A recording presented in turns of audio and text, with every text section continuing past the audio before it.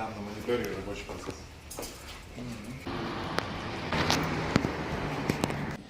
Незаконно организовали, незаконно проводили азартные игры с использованием информационной сети интернет на территории Удмуртской республики вне игорной зоны.